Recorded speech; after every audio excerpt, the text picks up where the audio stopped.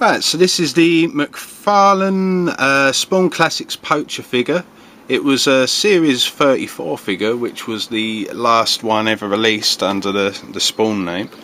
After this, McFarlane pretty much focused purely on sports figures and their Halo line and things like that, and since then they haven't really released anything Spawn related. The series was just 4 figures. You had the Poacher, the Pirate Spawn, the Manga Spawn, and the Wings of Redemption Spawn. I've got the Manga Spawn, but I never managed to pick up the Pirate Spawn or the Wings of Redemption when they came out. These two I think were a lot more difficult to find, especially the Wings of Redemption. That seems to go for quite a lot of money on eBay now.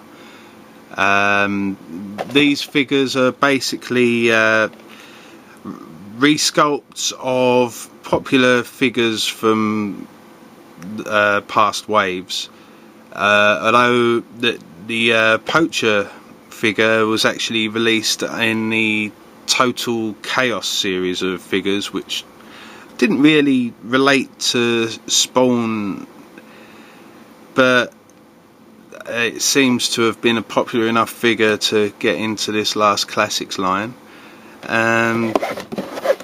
In pack, looks pretty good. The detail's nice. There's a little bit of chain here. I don't know what that's from. It seems to have come loose from the figure somewhere, but once I've got it opened up,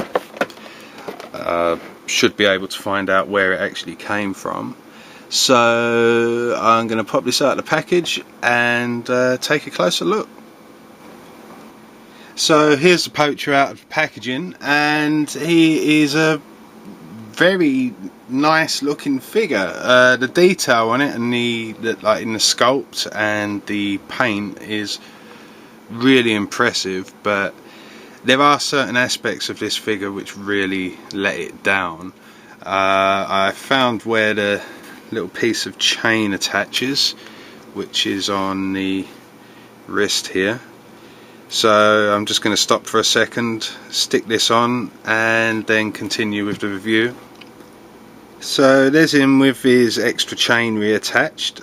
You can see on the cuff here there is a little bit of chain detail, so I guess this is meant to be the 2 ends of the chain which would have been wrapped around there, but they're done in plastic, and they've actually not really made any effort to make this look like silver or anything like that. It's just kind of unpainted, which is a shame. Really, that's one of the only letdowns in the detail of this figure.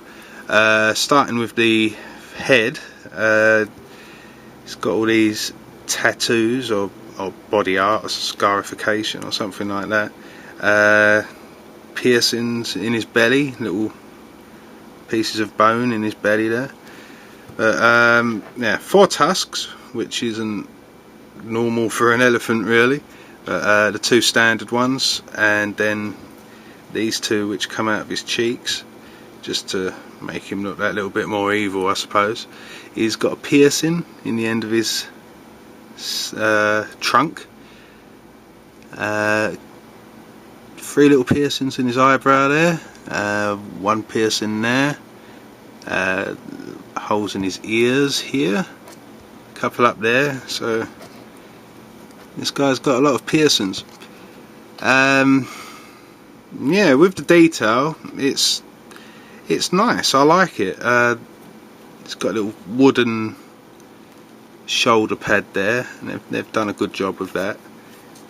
It's like 2 layers. There's a lighter layer underneath, and then the darker wood on top. Leather straps, bones.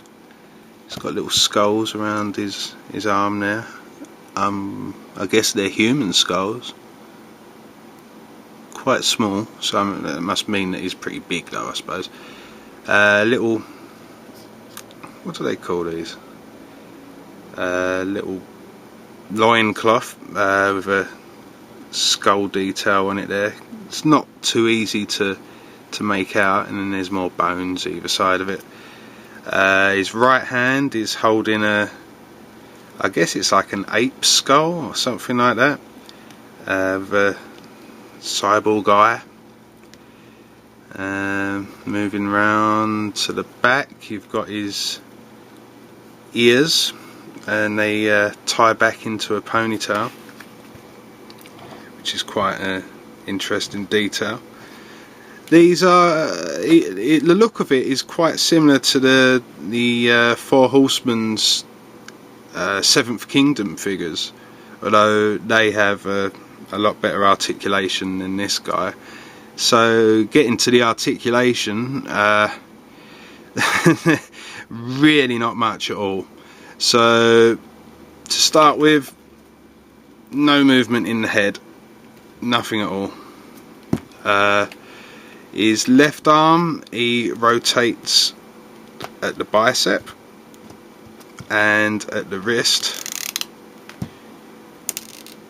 His right arm, completely stationary, can't move that at all, but you can rotate at the wrist as well. And then the only other articulations in the legs, where that's it. You can just slightly move it, but it does nothing. It leaves him unbalanced, and he can't stand properly, so that just needs to stay as it is, really. So that's it. That's the extent of his articulation. 2 points in that arm, 1 point in this arm, useless leg articulation, that's it. So really he's got 3 decent points of articulation, which to today's standards is nothing, obviously.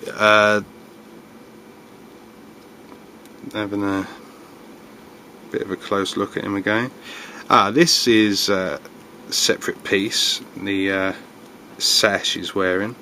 It can't be removed because of obviously the way the head is and this ear ponytail thing that he's got.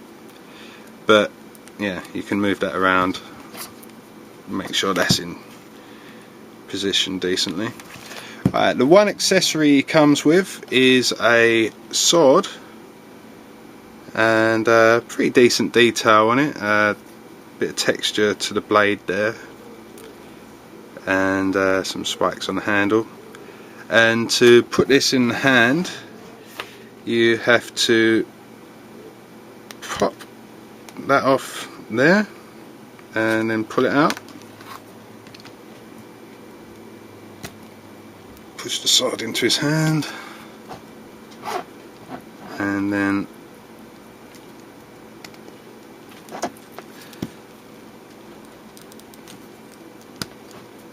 that's it. So there you go, that's him with his sword. And I might have to move it out a little bit.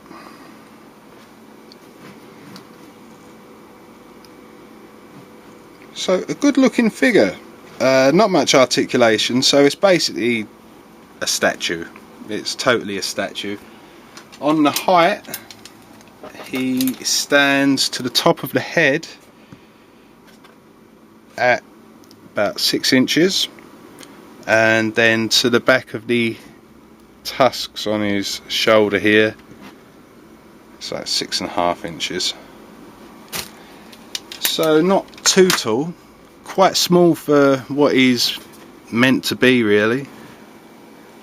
I really like these eyes, the way they've done the eyes. It's strange that they're yellow, but the shading underneath them and all that, the shadowing, really gives him a menacing look.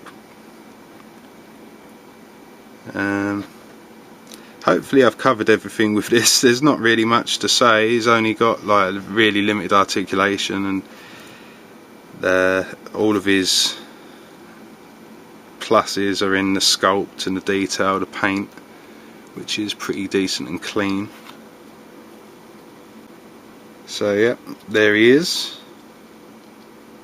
So that was the Poacher from the series 34 Spawn Classics. I've got quite a few of the Spawn figures, and over time I'm going to eventually get them up on YouTube. I've had this guy sitting in a box for a couple of years, so I just thought it was time to get it open, and yeah, I'll get the rest open and get some videos up.